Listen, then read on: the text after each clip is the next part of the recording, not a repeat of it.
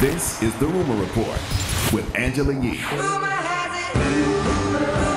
The Breakfast Club. So listen up. Well, people are loving Zoe Kravitz in The Batman, and this was not her first time trying to break into this whole universe on the big screen. She had told The Observer that her attempt to audition for a role in The Dark Knight Rises was rejected. She was told she was actually too urban for the part. Can you imagine that? Now, during a 2015 interview with Nylon, she said the role she was seeking in The Dark Knight Rises was a small one, and she couldn't even get in the room because the film wasn't, quote, going urban for the role. She said at the time, she said it was like, yo, what does that have to do with anything? I have to play the role like, yo, what's up, Batman? What's going on with you?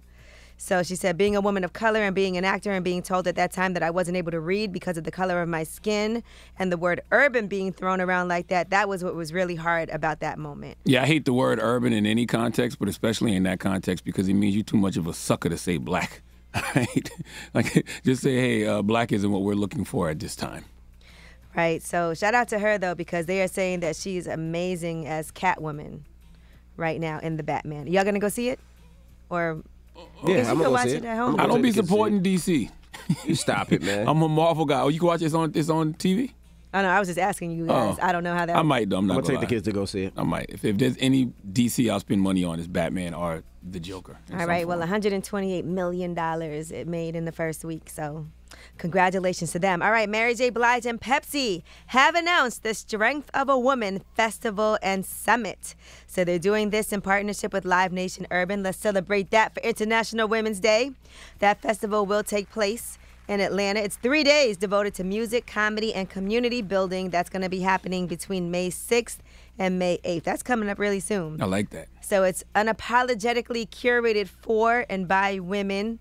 That festival has been intentionally scheduled for Mother's Day weekend. Pre-sale tickets do go live actually today at 10 a.m. Eastern. Have they announced everybody yet? Because I know they got a comedy show on Friday and they got a brunch on Sunday. And I saw the full music lineup, I think, right? Mm-hmm.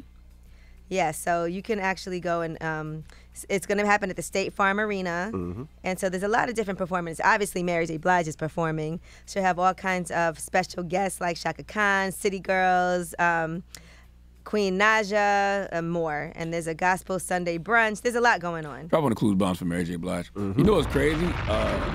It's almost like artists can curate better shows than corporations nowadays. Because who's going to tell Mary J. Blige no when she picks up the phone and tells you what she's doing? They're going, other artists are going to show up for her. Absolutely. And everything kicks off at the Gathering Spot, which I love. I love the Gathering Spot in Atlanta. So that kicks off Saturday, May 7th, with the Strength of a Woman Summit. So shout out to all of them. I see Miss Pat is going to be doing the comedy show. My girl 7 Streeter is going to be performing.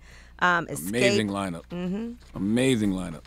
All right, now Grownish has been renewed for season 5. So congratulations to them. How grown are they now? They can't be in college no more, right? Yeah. I haven't seen it in a while. I still love the show, but I haven't seen it in a while. Well, it's season 4 finale is going to be happening March 24th. That's going to feature Zoe graduating from college. Got you. Okay, That makes sense. Right. So Grownish, I guess you always still growing. Well, season 5, she'll clearly be out in the world. Right. Yeah. Trying to figure it out. Mm-hmm. Okay. And LeBron is getting into the culinary space. He has a new platform. It's called Kitsch, Kittch. Now, Kitsch is a place for foodies to interact and to learn from some of the most famous chefs in the world. This makes sense because people love watching all those food and cooking shows. Mm-hmm. So he has a really strict diet. He has a different routine for preseason, postseason, pregame, and postgame. He said before competition for me would be like a chicken breast and maybe a little pasta. The carbs help because you're going out and playing a lot of minutes. But a salad and some veggies will have me perfectly fine. And before the game, I might have a protein shake and some fruit, and I'll be ready to go. So this is going to be pretty exciting for him. They said Kitsch can be described as the Twitch, TikTok, Zoom of culinary. Y'all watch cooking shows? Yeah. Not too much. No, I do. Even though I can't cook, but I enjoy it. I'm fat ass. You just be watching. I'm trans fat, so I be sitting there looking at them cooking shows, mouth watering.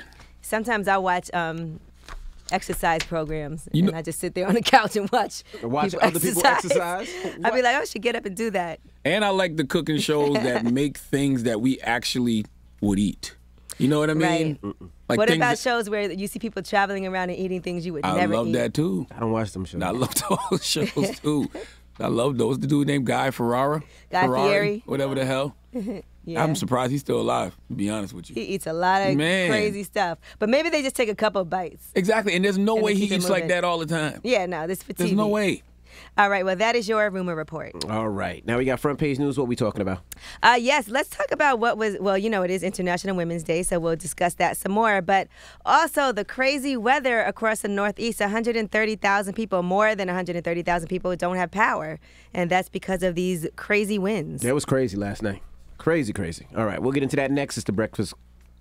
What? Why you look up, man? What's wrong with you, man? What? It's International Women's Day. Stop it, man. I didn't even say nothing. You're about to flirt with me. I seen it all I over your am face. not. That's you. You crazy. You start hearing about wind and blowing and talking about this crazy last See? night. I ain't got nothing to do with your See? sick thoughts, kid. See? It's the Breakfast Okay. Club. Come on.